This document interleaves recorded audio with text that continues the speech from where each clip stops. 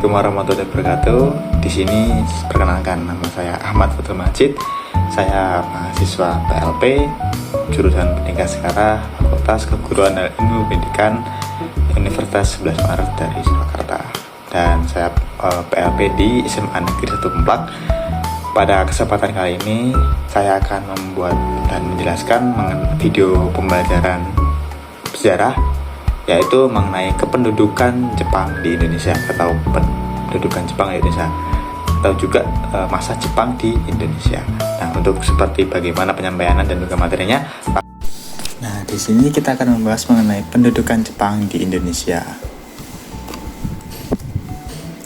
Nah, pendudukan Jepang di Indonesia itu diawali dengan kedatangan Jepang ke Indonesia pada bulan Januari tahun 1942 di Kalimantan, tepatnya di Tarakan. Lalu 2 bulan setelahnya, tepatnya pada bulan Maret 1942, Jepang mulai mendaratkan kakinya di Jawa, tepatnya di Banten. Lalu setelah itu, pada tanggal 8 Maret 1942, Belanda menyerah tanpa syarat kepada Jepang melalui perjanjian Kalijati, Subang, Jawa Barat. Dan itulah perjanjian itu menandai bagaimana akhir kolonialisme Belanda dan awal pendudukan Jepang di Indonesia. Nah, lalu bagaimana dengan respon masyarakat Indonesia kala itu? Nah, menyerahnya Belanda dianggap sebagai akhir penjajahan dari Belanda. Jepang berjanji jika Perang Pasifik dimenangkan, maka bangsa-bangsa di Asia akan mendapatkan kemerdekaan. Nah, maksud dari Jepang berjanji jika Perang Pasifik dimenangkan, karena Jepang itu mulai ikut dalam Perang Pasifik setelah penyerangan pangkalan Amerika di Pearl Harbor pada 7 Desember 1941. Dan dari peristiwa itu akhirnya Amerika terseret dalam Perang Dunia II. Nah, lalu Jepang juga bersifat simpatik kepada aktivis pergerakan kemerdekaan, misalnya membebaskan tokoh-tokoh yang ditahan dan diasingkan kolonial Belanda seperti Soekarno, Hatta, Sultan Syahrir, dan lain-lain. Yang mana dulu tokoh-tokoh tersebut waktu kolonialisme Belanda dianggap membahayakan, akhirnya diasingkan dan juga ditahan oleh pemerintah Belanda. Tapi Jepang membebaskannya. Lalu Jepang juga memberikan kebebasan kepada bangsa Indonesia, seperti diperbolehkan menggunakan bahasa Indonesia untuk bahasa sehari-hari, mengibarkan bendera merah putih dan di samping bendera Jepang Hinomaru, dan menyanyikan lagu Indonesia Raya bersamaan dengan lagu kebangsaan Jepang, yaitu Kimi Gayo. Lalu untuk kebijakan-kebijakan Jepang, untuk mengawasi dan memobilisasi masyarakat, Jepang menerapkan sistem tonari gumi, yang mana sekarang disebut sebagai rukun tetangga atau RT.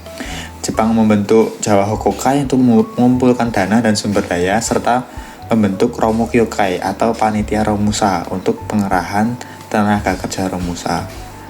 Lalu dalam bidang pertahanan sendiri, Jepang membentuk berbagai organisasi semi-militer dan juga militer, seperti Keibodan, Seinendan, Fujinkai, Heiho, Peta, Putra, Jibakutai, Kempetai, dan Kakokutai. Lalu bagaimana dampak dari pendudukan Jepang di Indonesia dalam berbagai bidang? Nah, di sini saya akan menjelaskan mengenai 4 bidang. Yang pertama adalah bidang ekonomi. Jepang menerapkan ekonomi perang, di mana seluruh perekonomian difokuskan untuk memenangkan perang. Maka dari itu, akibatnya Jepang melumpuhkan ekonomi Indonesia dan menyebabkan kelangkaan, kemiskinan, dan masalah sosial. Karena seluruh perekonomian difokuskan untuk memenangkan perang, sehingga tidak ada ekspor ataupun komoditi pendapatan dari dalam negeri, sehingga kemiskinan itu merajalela pada masa pendudukan Jepang. Lalu di bidang pendidikan, Indonesia sangat merosot drastis pada masa pendudukan Jepang, yang awalnya jumlah sekolah itu ada 26.000 gedung, pada masa Jepang itu hanya 13.500 gedung. Terlihat dari penurunan jumlah sekolah. Nah, seperti itu. Di sisi lain, Jepang juga mengintensifkan indoktrinasi budaya dan semangat Nippon melalui bahasa, lagu, dan kewajiban wajib di sekolah. Hal ini bertujuan untuk Jepang menciptakan rasa cinta tanah air ataupun nasionalisme Jepang kepada masyarakat pribumi pada saat itu. Lalu di bidang politik, walaupun propaganda Jepang awalnya mendapat simpati, kebijakan represif mereka termasuk mengubarat organisasi politik, kecuali Miyai, memicu gerakan bawah tanah. Nah, di bidang politik sendiri, Jepang itu membubarkan berbagai macam organisasi pergerakan nasional yang sudah ada sebelumnya, karena mereka dianggap bakal mengganggu kepentingan Jepang, kecuali MIAI, Majelis Islam ala Indonesia. Kenapa MIAI tidak dibubarkan? Karena tujuan dari MIAI itu sama dengan Jepang, yaitu anti Barat ataupun anti Belanda. Dan pada bidang sosial dan kebudayaan, Jepang memaksakan budaya dan nilai-nilainya, termasuk Shintoisme dan kebiasaan menghormat ke matahari yang memicu perlawanan. Ironisnya, periode ini juga menyaksikan kemajuan bangsa Indonesia dengan dibentuknya Komisi Penyempurnaan Bahasa Indonesia. Nah, masyarakat Jepang kan menganut faham ataupun keyakinan Shintoisme, ya, di mana mereka menyembah matahari. Jadi mereka melakukan ada kebiasaan menghormat ke arah matahari yang disebut Seikirei.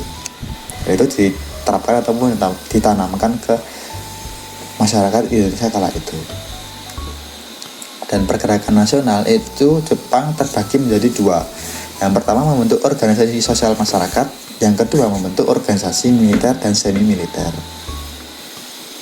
Pada organisasi sosial masyarakat, Jepang membentuk gerakan 3A. Jepang Pemimpin Asia, Jepang Pelindung Asia, Jepang Cahaya Asia, atau Nippon. Jepang atau Nippon itu sama saja.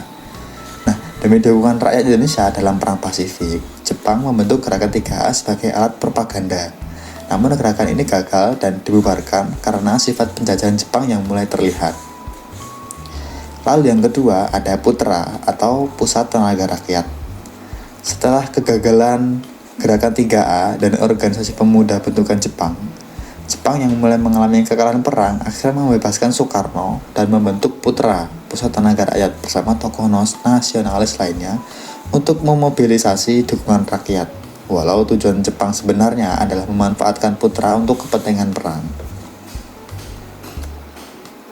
Nah, lalu untuk organisasi militer dan semi militer ada beberapa. Yang pertama adalah Seinendan.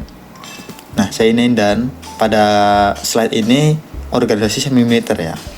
Seinendan sendiri adalah korps pemuda usia 14 sampai 22 tahun dibentuk Jepang untuk melatih calon tentara cadangan dalam Perang Asia Timur Raya. Organisasi ini dijalankan secara hierarkis dari tingkat karesidenan hingga rukun tetangga. Dan tokoh-tokoh dari Seinendan ini seperti Sukarni dan Latif Hedraningrat yang pernah menjadi anggotanya. Lalu selanjutnya ada Keibodan, beranggotakan pria berusia 25-35 tahun, dibentuk untuk membantu polisi Jepang menjaga keamanan dan diberi pelatihan militer. Seiring memanasnya perang, Jepang juga membentuk organisasi semi militer serupa untuk perempuan seperti Fujinkai dan pasukan Srikandi, murid SD Seinentai dan SMP Gakokutai. Nah, Keibodan sendiri istilahnya sebagai barisan membantu polisi militer.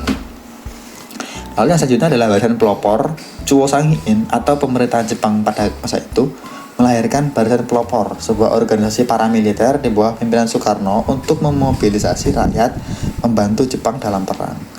Meskipun hanya dipersenjatai dengan senapan kayu dan bambu runcing, Barisan Pelopor berhasil mengobarkan semangat nasionalisme dan persaudaraan di kalangan anggotanya yang beragam. Lalu yang selanjutnya ada Heiho atau pasukan pembantu tentara Jepang yang beranggotakan sekitar 42.000 orang Indonesia. Dilibatkan langsung dalam operasi militer darat dan laut, meskipun pangkat perwira hanya diperuntukkan bagi orang Jepang. Heiho sendiri dilatih untuk membangun pertahanan, menjaga tahanan, dan bertempur. Anggota Heiho ditempatkan di berbagai wilayah termasuk Kalimantan, Papua, dan Burma dengan spesialisasi keterampilan militer tertentu. Lalu selanjutnya ada Peta Pembela Tanah Air. Peta ini dibentuk karena Jepang merasa Heiho itu belum cukup untuk Jepang memenangkan perang, sehingga Jepang membentuk organisasi militer lain yaitu Peta atau Pembela Tanah Air, sebuah organisasi militer yang beranggotakan orang-orang pemuda yang mendapat pelatihan militer yang intensif. Awalnya dilatih oleh Tokobetsuhan atau Seksi Khusus Intelijen. Peta resmi dibentuk pada 3 Oktober 1943 dengan anggota yang berasal dari berbagai kalangan, termasuk Seinedan. Seinedan sendiri tadi adalah barisan polisi militer. Nah, lalu sudah cukup penyampaian materi untuk kesempatan kali ini.